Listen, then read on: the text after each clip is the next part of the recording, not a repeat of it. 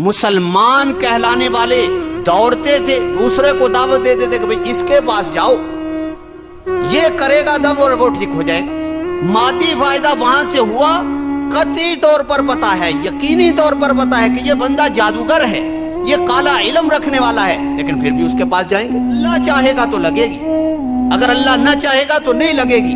یہ اسباب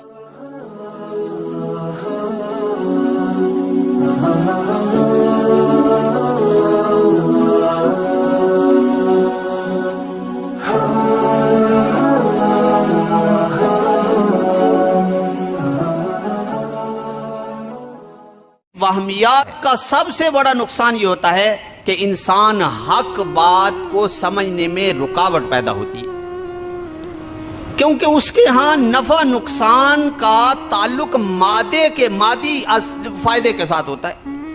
اگر مادی فائدہ ہو گیا تو ٹھیک ہے جی، یہ بات بڑی، یہ آدمی بھی بڑا اچھا ہے، یہ مذہب بھی بڑا اچھا ہے، یہ دین بھی بڑا اچھا ہے۔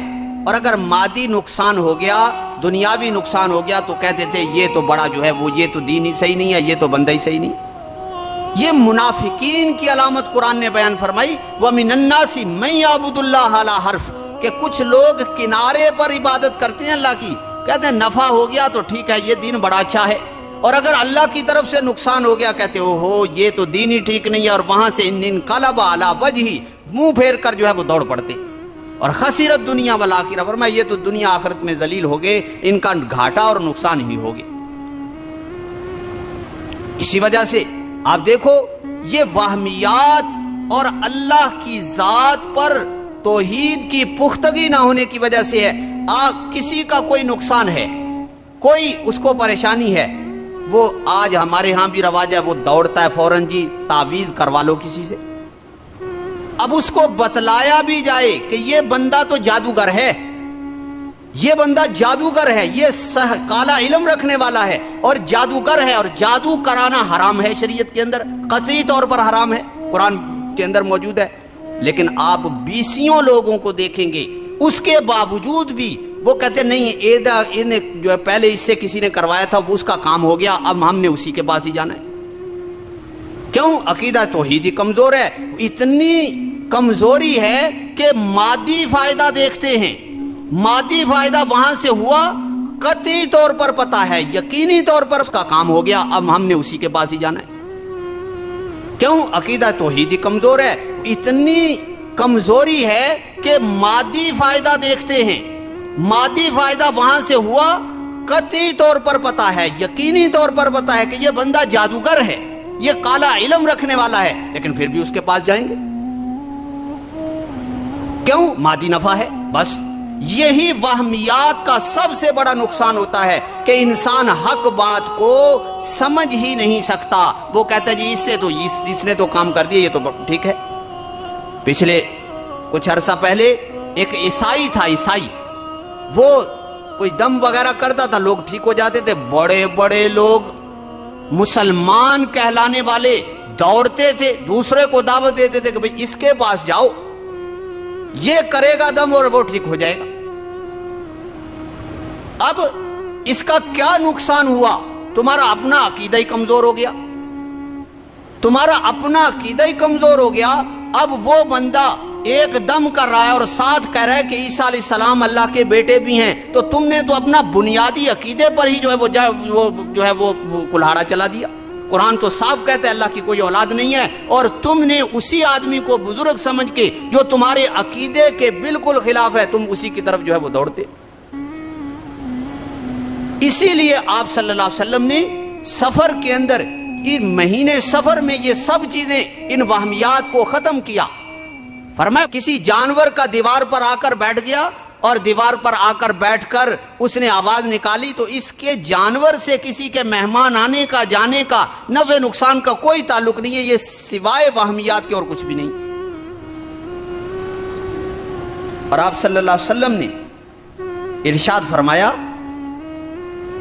کہ حضرت عبداللہ ابن عمر فرماتے ہیں، آپ نے ارشاد فرمایا کہ بد فعلی، بری فعل لے کر اپنی ضروریات سے رک جانا، یہ بھی شرک کی ایک قسم میں سے۔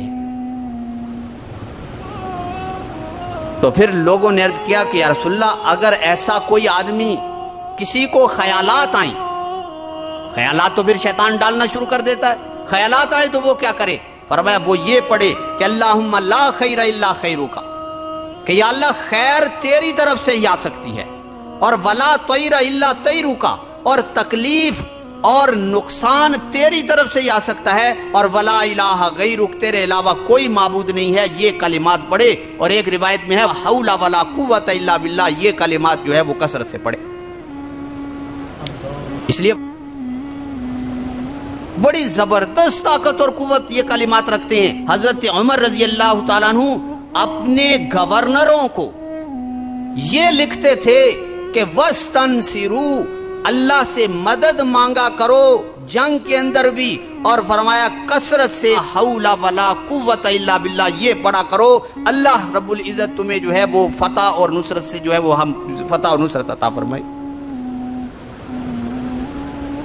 حضرت سعد رضی اللہ تعالیٰ عنہ جب قادسیہ دجلہ میں جنگ ہوئی تو وہاں انہوں نے پل جو ہے وہ توڑ دیا کہ مسلمان اس طرف نہ آ سکے۔ حضرت سعد ابن ابی وقاص رضی اللہ تعالیٰ عنہ نے فوج کو فرمایا کہ چلو اللہ کا نام لے کر اسی میں گھس جاؤ، اسی پانی کے اندر جو ہے وہ گھس جاؤ، یہاں سے ہمیں ملے گا۔ ان میں یہ کلمات بھی تھے کہ حضرت سعد ابن ابی وقاص رضی اللہ تعالیٰ حول ولا قوت الا باللہ فرمایا یہ پڑھتے جاؤ، اور جو ہے یہاں سے راستہ جو ہے وہ ملے گا، اور وہ فوج اسی پانی کے اندر سے پار ہو گئی اور دوسرے کنارے جو ہے وہ پہنچ گئے۔ تیسرا آپ نے ارشاد فرمایا کہ ولا عدوہ، کوئی بیماری متعدی نہیں ہوتی۔ عرب کے اندر یہ بھی ایک تھا کہ کچھ بیماریوں کو کہتے تھے کہ یہ ایک سے دوسرے کو لگتی ہے، اس لیے شریعت کا اصول یہ ہے کہ کوئی چیز متعدی بیماری بذات نہیں ہوتی، اس لیے یہ عقیدہ بھی درست کرنے کی ضرورت ہے۔ ایک چیز خود اس کے اندر تاثیر ہو کہ بھئی اس نے خود بخود دوسرے کو لگ جانا ہے، یہ کسی چیز میں کائنات کی کسی چیز میں تاثیر بذات ماننی نہیں ہے، نہیں تو اسلام بنے گا ہی نہیں، یہ تو کفر ہے۔ کوئی بھی چیز ہے، آگ ہے، آگ میں بھی اثر ہے جلانے کا، لیکن آگ کا ذاتی اثر نہیں ہے، اللہ رب العزت نے رکھا ہے، جب اللہ چاہے اس کے اثر کو جو ہے وہ کھینچ لے۔ یہ عقیدہ رکھنا ہے۔ اس لیے مؤثر بالذات کہ بھئی کسی بھی چیز میں اپنی ذاتی تاثیر ہے، یہ اسلام کے عقیدے کے ہی خلاف ہے۔ اس کائنات میں کسی چیز میں ذاتی تاثیر نہیں ہے، اللہ نے رکھی ہے، اور اللہ جب چاہے اس کو کھینچ لے۔ اسی طرح بیماری میں تعدیہ متعدی ہونا بذات نہیں ہو سکتا کہ ضرور یہ بیماری ہے اب یہ ضروری دوسرے کو لگ جائے گی، نہیں، اللہ کا حکم ہوگا تو دوسرے کو لگے گی۔ سبب درمیان میں ہے تو ٹھیک ہے، بیماری سبب بن جائے گی دوسرے کو لگنے کی، لیکن حکم پھر بھی اللہ کا چلے گا۔ آپ صلی اللہ علیہ وسلم کے پاس ایک بندہ آیا، کہنے لگا میرے ایک اونٹ سے دوسرے کو خارش پڑ گئی۔ آپ نے فرمایا کہ پہلے کو کس نے لگائی؟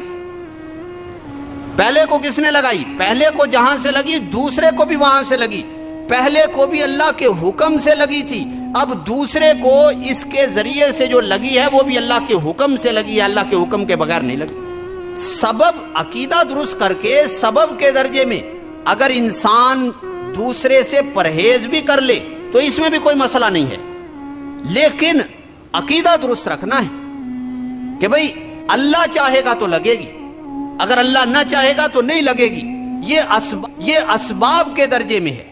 جیسے پانی نالی میں سے آتا ہے لیکن نالی کا اپنا اختیار نہیں ہے، پیچھے سے پانی چھوڑنے والے کا اختیار ہے، وہ چھوڑتا ہے تو نالی کے ذریعے سے آگے آ جاتا ہے۔ اسی طرح بیماری یا کوئی بھی چیز وہ پیچھے اللہ کا حکم ہوگا تو وہ بیماری دوسرے کو لگے گی، اللہ کا حکم نہ ہوگا تو وہ بیماری دوسرے کو جو ہے وہ نہیں لگ سکتی۔